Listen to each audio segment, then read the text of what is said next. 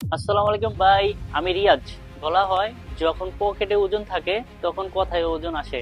আর এই পৃথিবী আপনার বাজে কথাও দাঁড়িয়ে শুনে। আজ আমি আপনাদের এমন 5টি গোল্ডেন মানি সিক্রেট জানাতে যাচ্ছি। যদি আপনি তা ফলো করেন তবে 2026 সাল হবে দরিদ্র নয় বরং উন্নতির বছর। এগুলি সেসব বিষয় যা স্কুলে কখনো শেখানো হয় না, আর মা বাবা বলে না, আর এই পৃথিবী বলতে চায় না। এই ভিডিওটা অবশ্যই শেষ পর্যন্ত দেখবেন, কারণ প্রতিটা মানি সিক্রেট আপনার জীবন বদলে দিতে পারে। চলুন শুরু করি। গোল্ডেন মানি সিক্রেট নাম্বার 1, টাকা হার্ডওয়ার্কের মধ্যে নয় বরং স্কিল ওয়ার্কের মধ্যে আসে। যদি হার্ডওয়ার্কে টাকা আসতো তবে যারা দৈনিক কাজ করে তারা হয়তো কোটিপতি থাকতেন, কারণ তাদের চেয়ে বেশি পরিশ্রম মনে হয় না কেউ করে। আমার পিতা বলতেন, ছেলে তুমি যেই কাজটাই করো ওই কাজে এমন মাস্টারি অর্জন করো যা তোমাকে ছাড়া অন্য কেউ না করতে পারে।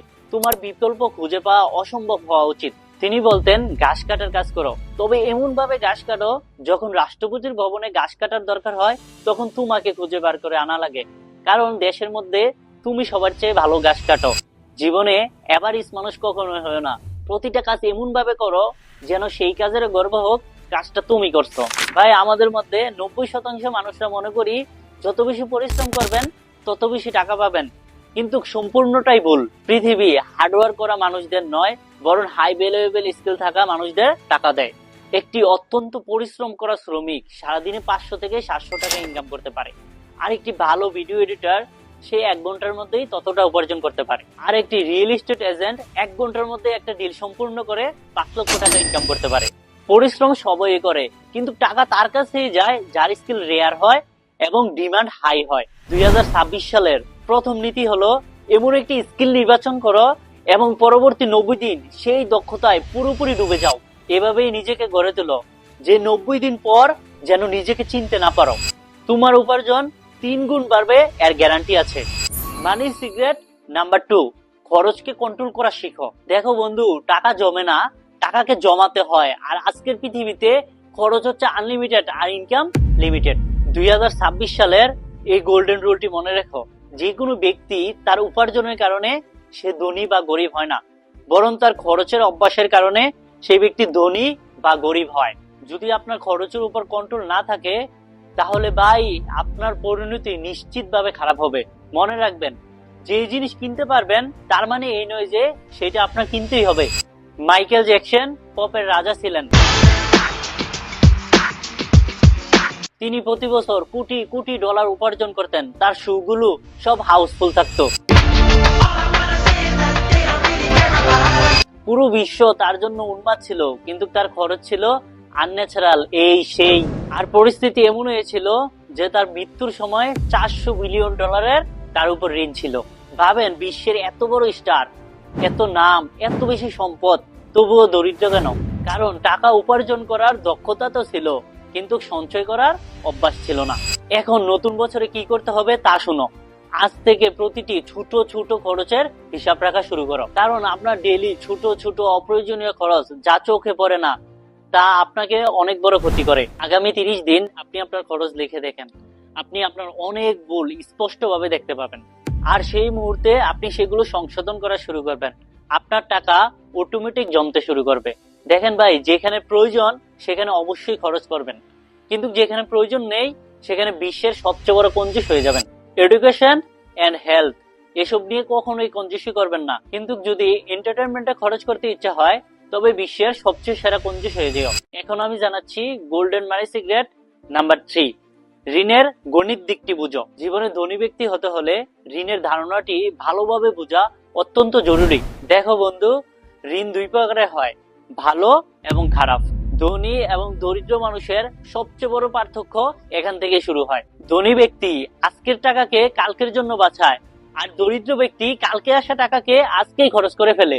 আমার কথাটা নোট করে রেখো, যেটা আপনি নগদে কিনতে পারবেন না সেটা ঋণে কখনোই কিনবেন না। আবার শুনো, যেটা আপনি নগদে কিনতে পারবেন না সেটা ঋণে কখনোই কিনবেন না। এখন কিনো, পরে পরিশোধ করো, এই ধারণাটা লক্ষ লক্ষ মানুষের জীবন নষ্ট করে দিছে, যারা কারেন্ট দেখে কিন্তু ফিউচার নয়।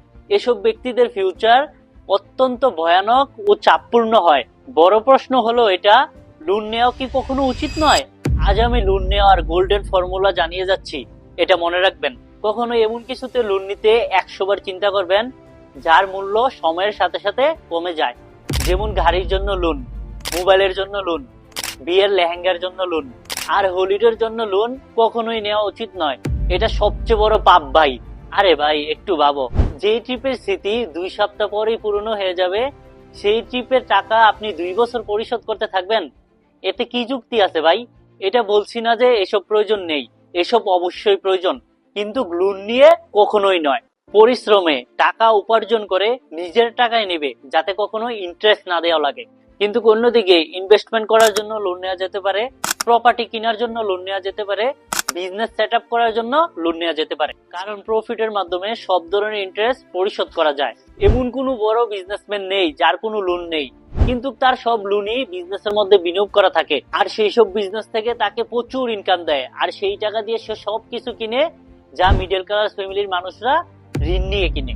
শুধু এতটুকুই বুঝতে হয়, দরিদ্র ব্যক্তি সরাসরি লোন থেকে বিলাসিতা করে, ধনী ব্যক্তি সেই লোনকে ইনভেস্ট করে, আর যখন প্রফিট হয় সেই প্রফিট দিয়ে বিলাসিতা করে। ধনী ব্যক্তি লোনকে টুল হিসাবে ব্যবহার করে, আর দরিদ্র ব্যক্তি লোনকে লাইফ স্টাইল হিসাবে ব্যবহার করে। আর এটাই বড় পার্থক্য, তাদের দুই আলাদা দুনিয়ায় দাঁড় করিয়ে দেয়। তাই মনে রেখো, ঋণ নাও, কিন্তু এইসব জিনিসের জন্য নাও যার মূল্য সময়ের সাথে সাথে বাড়ে, আর অন্য কিছুর জন্য কখনোই না, মানে না। এখন আমি জানাচ্ছি গোল্ডেন মানি সিক্রেট নাম্বার 4। 2026 সালের কসম তোমাকে, এই বছর গৌরব দেখানি বন্ধ করো। আমি আবার বলছি, 2026 সালের কসম তোমাকে, এই বছরে গৌরব দেখানি বন্ধ করো। 2026 সালের সবচেয়ে বড় রেগুলেশন যা তোমার ব্যাংক ব্যালেন্সের ভাগ্য বদলাতে পারে, তা হলো গৌরব দেখানো বন্ধ করা। কসম নাও, 2026 সালে গৌরব দেখানোর জন্য তুমি তোমার পকেট থেকে একটা পয়সাও বার করবে না। উইল রজার বলতেন, বেশিরভাগ মানুষ এমন কিছু কিনে যা তারা আসলে চায় না, শুধুমাত্র তাদের ইমপ্রেস করার জন্য, যাদের তারা পছন্দই করে না। কত অসাধারণ কথা! এটাই আসলে আমাদের সঙ্গে এখন ঘটছে। আজকের মানুষ শো অফ করার একটা মেশিন হয়ে গেছে। টাকা আসলো না, চুলকানি শুরু। কেউ ফোন কিনলে আমাদেরও ফোন কিনতে হবে, কেউ ছুটিতে ইনস্টাতে ছবি আপলোড করলে আমাদেরও মালদ্বীপ যেতে হবে, ওই টুলনাটা টুলে ছবি আপলোড করতে হবে। এমনকি পরে যদি পানিপুরি ধার করে খেতে হোক না কেন। আর একটা মজার কথা শোনো, এমন মানুষরাও আইফোন 17 কিনছে যার ঘরে এখন পর্যন্ত 10 কিলো যায় নাই অ্যাপেল। কেন? কারণ গৌরব দেখাতে হবে, কুল দেখতে হবে, মানুষের নজরে থাকতে হবে। আরে ভাই, নিজের প্রতি এতটাই নির্দয় হওয়া উচিত নয়। মানুষের চোখে পড়লেই জীবন চলে না। আর সত্যিটা হলো, গৌরব দেখানো মানে এক ভুয়া দুনিয়ায় বাস করা, যার সময় অনেক কম কিন্তু দাম অনেক বেশি। দেখো, বিশ্বের অন্যতম ধনী ব্যক্তি ওয়ারেন বাফেট, যিনি হাজার হাজার কোটি ডলারের মালিক হয়েও তিনি কখনো শো অফকে জীবনযাপনের অংশ বানাননি। তার বিয়ে ছিল খুবই সাধারণ, কোনো রাজকীয় আয়োজন নয়, কোনো অপ্রয়োজনীয় খরচ নয়। মানুষ তাকে বলছিল, আপনি চাইলে পুরো বিশ্বের সেরা আয়োজন করতে পারেন, টাকা তো কোনো সমস্যা না। কিন্তু তিনি জানতেন, যেই টাকা আজ শুধু দেখানোর জন্য খরচ করব, সেই টাকা কাল ভবিষ্যৎ থেকে কেটে নিতে হবে। কি অসাধারণ শিক্ষা! আজও তিনি সাধারণ মানুষদের মতন জীবনযাপন করে। আর আমাদের সমাজের একদিনের অনুষ্ঠান দেখাতে বাবার বছরের পর বছরের কষ্টর টাকা শেষ হয়ে যায়। যিনি সত্যিকার অর্থে বড় মানুষ, তিনি কখনো গৌরব দেখানোর জন্য ধার নেয় না। তিনি জানে টাকা মানুষকে দেখানোর জন্য না, বরং ভবিষ্যৎ গড়ার জন্য। তাই 2026 সালে এমন একটা দৃঢ় সিদ্ধান্ত নাও, আমি এমন কোনো কেনাকাটা করব না যা শুধুমাত্র অন্যকে ইমপ্রেস করার জন্য হবে। এবার আমি আপনাদের সর্বশেষ গোপন কথাটি বলছি, দা গোল্ডেন মানি সিক্রেট নাম্বার 5। যত দ্রুত সম্ভব কেরিয়ার শুরু করেন, কারণ সময় কারোর জন্য অপেক্ষা করে না ভাই। ওয়ারেন বাফেট, তিনি এমনিতে বিশ্বের কোটিপতি হননি, তিনি শুধুমাত্র 11 বছর বয়সে প্রথম ইনভেস্ট করেছিলেন। আর তিনি বলে, আমি লেট করে ফেলছি, আমার আরো আগে শুরু করা উচিত ছিল। ভার্জিন গ্রুপের রিচার্ড ব্যানসন মাত্র 16 বছর বয়সে প্রথম বিজনেস শুরু করেছিলেন। আজকের 16 বছর বয়সে যুবক গেমিং আর স্টলিং এ বিজি, আর সেই বয়সে রিচার্ড ব্যানসন নিজের এম্পিয়ার গড়েছিলেন। এলন মাস্কের কথা তো আপনি নিশ্চয়ই শুনছেন, তিনি মাত্র 12 বছর বয়সে প্রথম সফটওয়্যার বিক্রি করেছিলেন, মাত্র 12 বছর বয়সে। এখন প্রশ্ন হলো, আপনি কিসের জন্য অপেক্ষা করছেন? যদি আপনি কিশোর হন, যদি আপনার বয়স 18 থেকে 25-এর মধ্যে হয়, তবে ভাই আপনার সঠিক সময় এখন থেকেই শুরু হচ্ছে। এই বয়সটাই সেই সময় যখন আপনি নলেজ সংগ্রহ করতে পারেন, স্কিল ডেভেলপ করতে পারেন, রিস্ক নিতে পারেন, আর ফেলিয়ার থেকে শিখতে পারেন। মনে রাখবেন, দ্রুত শুরু করা মানেই কোটিপতি হওয়ার প্রথম সিঁড়ি। দীর্ঘ সময় ধরে বাবা মার উপর ডিপেন্ডেন্ট থাকা না তো বুদ্ধিমানের কাজ, না তো আজকের যুগের প্র্যাকটিক্যাল। যদি আপনি পড়াশোনা করেন, তাহলে আমার একটি কথা শুনুন, আপনি পার্ট টাইমে কিছু না কিছু উপার্জন করা শুরু করুন। বন্ধুরা, 2026 সাল কোনো নর্মাল বছর না। যদি আপনি এই বছরে টোটাল করেন 1 পাবেন। 2 প্লাস 0 প্লাস 2 প্লাস 6 10 টোটাল 1। এই বছরে আপনাকেও নাম্বার 1 হতে হবে। এই বছর আপনার মতন অ্যাকশন টেকারদের জন্য অপরচুনিটি নিয়ে এসেছে। আজকের এই মানি সিক্রেটের নিয়মগুলো খুবই সততার সাথে ফলো করবেন। আমি চাই 2026 সাল আপনার ব্রেক থ্রু ইয়ার হয়ে উঠুক। বন্ধুরা, এই 5টি মানি রুলের মধ্যে আপনার কাছে কোন মানি রুলটা সবচেয়ে বেশি পাওয়ারফুল মনে হয়েছে অবশ্যই কমেন্টে লিখবেন। আর এই ভিডিওটা কমপক্ষে 3 জন বন্ধুর সাথে অবশ্যই শেয়ার করবেন, কারণ এই ভিডিওটা হয়তো তাদের জীবন বদলে দিতে পারে। পরবর্তী ভিডিওতে আবার দেখা হবে। ততক্ষণ নিজের স্বাস্থ্যের খেয়াল রাখেন, খুব উপার্জন করেন আর সফল হন।